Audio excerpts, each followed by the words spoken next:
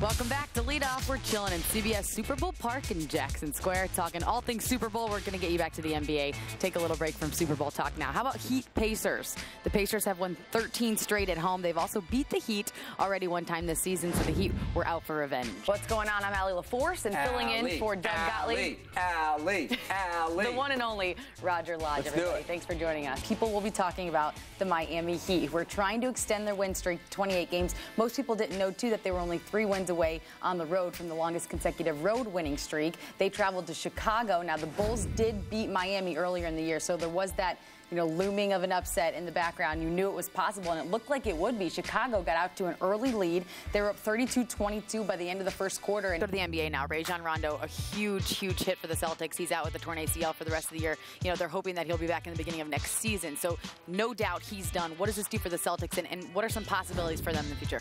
Welcome into Lead Off. I'm Allie LaForce, and joining me in for Doug Gottlieb is my boy Bruce Feldman. Thanks for joining us, Bruce. Thank you. Where is Doug anyway? Where is Doug? I don't know. He's not covering basketball or anything. All right, you know the premise of the show. We take today's stories. We begin tomorrow's conversation. A lot of tournament action tonight as the Sweet 16 was underway, starting in the West region with 6-seeded Arizona facing the number 2 seed Ohio State. A lot of people talking about the matchup between Mark Lyons and Aaron Craft. Would Craft be able to create a lot of turnovers? But Arizona, with Hill driving there and really attacking the paint, got off to a great start. Craft in attack mode as usual. A lot of people think that he's overrated. I personally think he's underrated. He does really well in the playoffs. He has 8 touchdowns, no interceptions.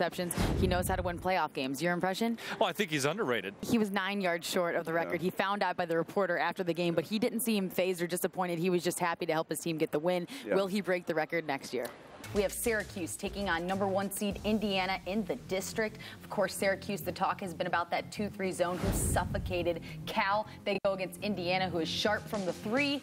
In fact, the number 3 team in the nation from deep, and that's what they relied on, but it didn't turn out so well. They went 3 for 15 from deep. Their only real points came, as you see, in transition, and of course from Oladipo attacking the basket. Welcome back to Lead Off. I'm Allie LaForce. He's Doug Gottlieb, and we are lucky enough to be in CBS Super Bowl Park right here in Jackson Square. Let's take a step off the grid now, though, into the streets, where I asked the locals a very simple question, or at least I thought it was. I have a question about the football. Do you think it's blown up or stuffed? Do I think that the football is blown up or stuffed? Stuffed or blown up?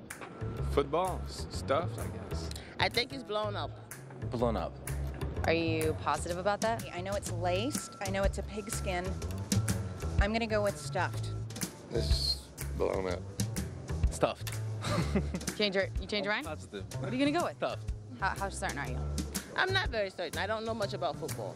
No, I think it's a combination, isn't it kind of got a wrap around the outside of it and then some air in it too? There are no stupid questions.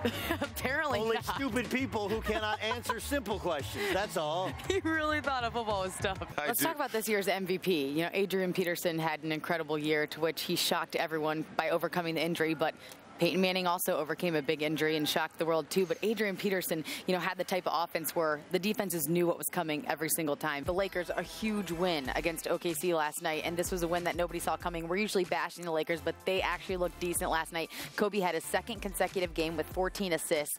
Dwight Howard was in foul trouble, which allowed for Pau Gasol to have a better game than normally does, because we know they don't play well together, but everyone seemed to be cooperating. Basically, to me, it looked like Kobe take the ball one-on-one. If you don't have it, dish it out, and he was giving up a lot of assists. Doug Gottlieb on this side of me. Allie LaForce joining you here from CBS Super Bowl Park in Jackson Square. Don't show Always off because you exciting. can get the name all the time. Nail it every time.